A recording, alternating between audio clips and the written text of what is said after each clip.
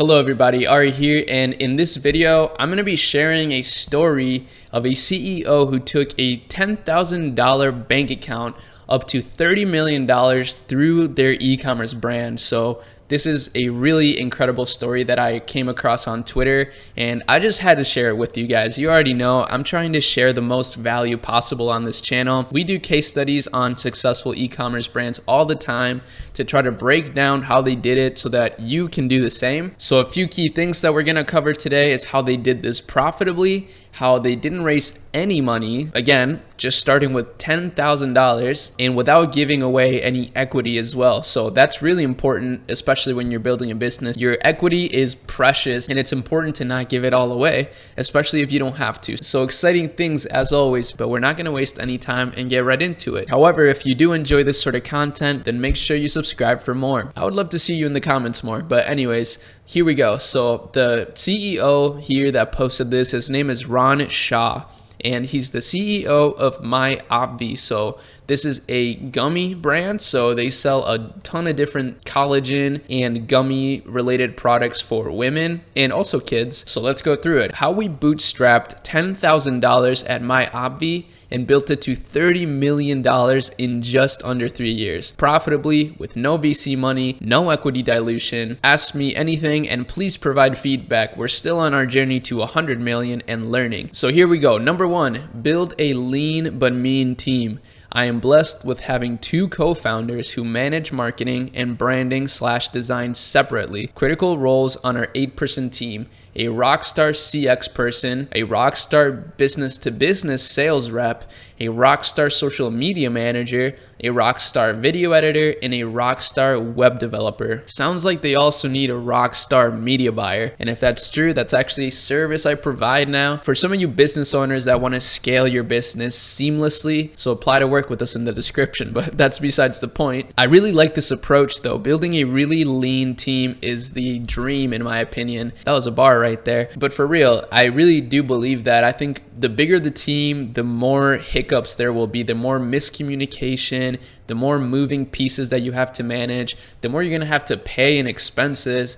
And overall, I mean, this is a great example. This is a $30 million company with like 8 people. That's amazing. Number two, outsource your 3PL so you can focus on growth. You need all the time you can get, and you should be in charge of everything you can control up till a customer hands you money over for their order. Let the rest be handled by third-party logistic experts. Find a 3PL centrally located and price shop.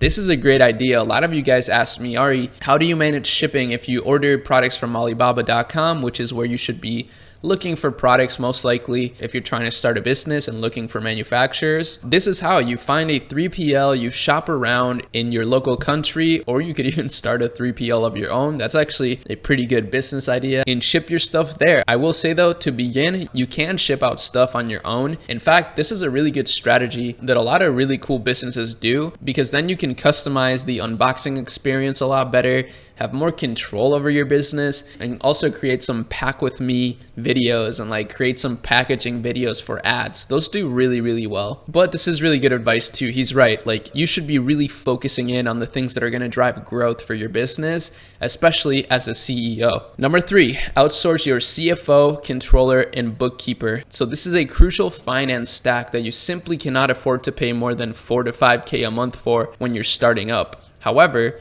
being that it's crucial, there are many outsourced solutions at that price point. We're still outsourced. I actually have some value to provide here for you guys, because he's right. It's really expensive to hire a bookkeeper, but it is a really essential role in a business, right? You don't want to be behind on your financials. You really want to know your numbers. And a great tool that you can use to basically automate this is Bench. So Bench is a super dope tool. It's kind of like Brex with banking. I've talked about Brex before in my videos. It's one of my favorite banking solutions. It's super modern and they're just amazing. And Bench is a similar thing, but for finance. So it's automated bookkeeping, and I believe it's like $200 a month. So yes, it is a little bit expensive, but that's obviously much less than $4 to $5K a month. So that's a really good idea in my opinion to use Bench if you're worried about your bookkeeping. Great alternative. Number four, working capital is your best friend. We've used a very robust fintech stack from day one.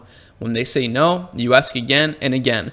When building your path to profitability, always bake in 3 to 5% margin for fintech fees. You'll be surprised how much runway you can get.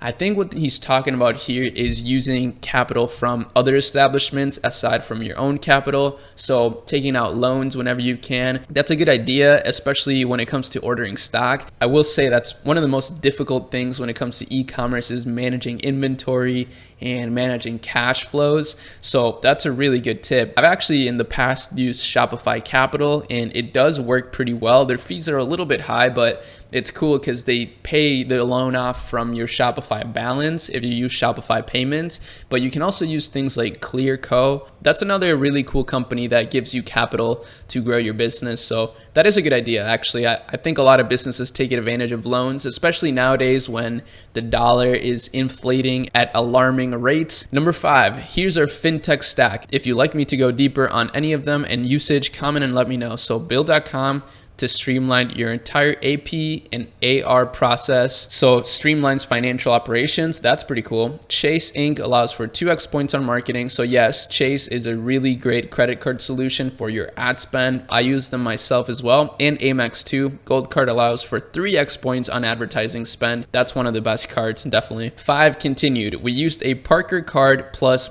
Pay Plastic to achieve net 90 on most of our ad spend, including Facebook. We used Settle Finance to extend our payment terms on our inventory by 60 to 90 days, but I made sure to consciously bake in 3 to 4% on my cost of goods when negotiating. So this is a tool, I guess, to extend your payment terms for your credit cards, giving you a bigger leeway for paying off your debt. Pretty cool. I actually didn't know about these tools or this one as well. Maximize your cash flow, pay with credit cards where cards are not acceptable for a simple nearly 3% fee. That's pretty cool. I actually didn't know about that. So this is another thing where you could avoid taking out loans and just use credit cards and earn points.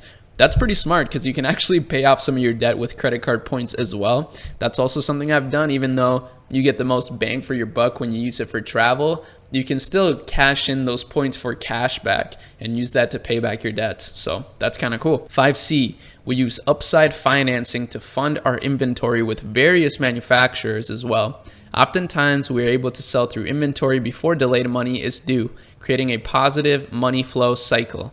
We are beginning a relationship with Assembled Brands. Stay tuned. So let's see what this is. So they use this to fund their inventory. I guess this is like basically similar to ClearCo. It's working capital that you can use. Assembled Brands, that's another similar situation here. So that's cool. I didn't know there was so many ways to get out a loan for your business. These are 3 different brands that we can use that are smaller, so they're more likely to approve you, I'm guessing, and give you really good rates for taking out loans. So super, super helpful, especially for those of you guys that are really trying to scale your businesses. 5D, continued. Man, this guy is going off. We are working with Row Finance to establish a strong accord of a great cashback play with a strong payment term attached. What's amazing about these tools is honestly dealing with people who just get it. They understand the climate and they understand you. An AMM interest rate swap protocol. So I guess that's just to lower your interest rates on your existing loans perhaps.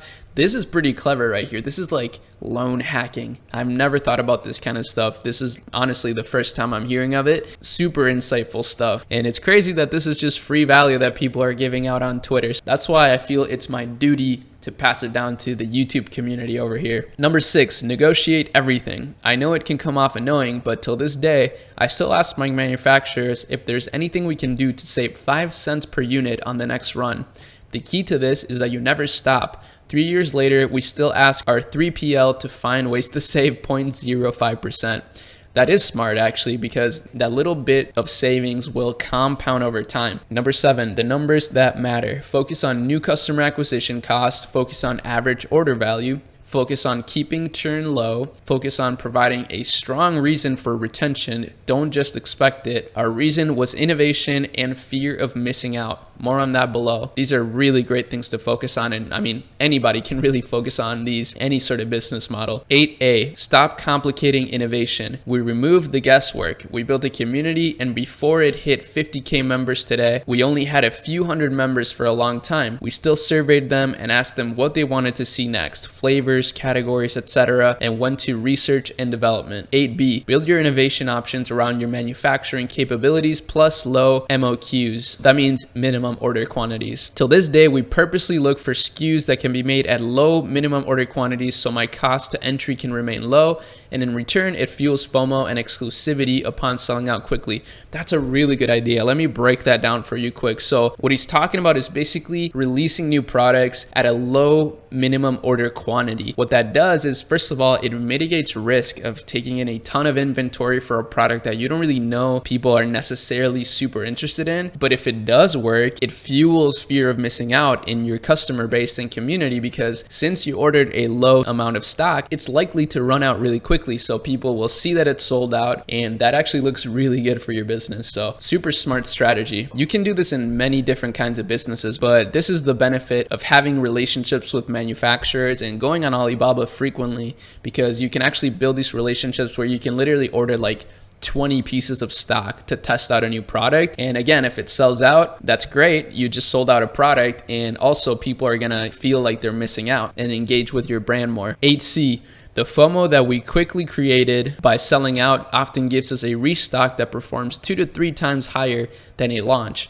This strategy alone, plus community building, has allowed for us to conserve cash while creating serious influx of revenue via burst launches with follow-up restocks. That's pretty cool. 9, from day one, we were able to disrupt our niche by creatively coming up with every way we could stretch our money. It inadvertently forced Ashvin Melwani, who is another co-founder of this brand, to crack the code on advertising, us finding retail players for upfront cash and building a community that now is our backbone. Creative marketing is always a great idea, and I think one of the best things that you can do for that now is capitalize on TikTok style content. And that's exactly why I decided to create this service that I mentioned at the beginning of the video. It's called Ecommerce, and you can check it out if you're a business that's trying to scale. Number 10, keep learning. Some of my favorite follows. There's a bunch of follows here. I'll be linking this thread in the description here of this video, so you can just click it and go through it yourself and follow these people if you want.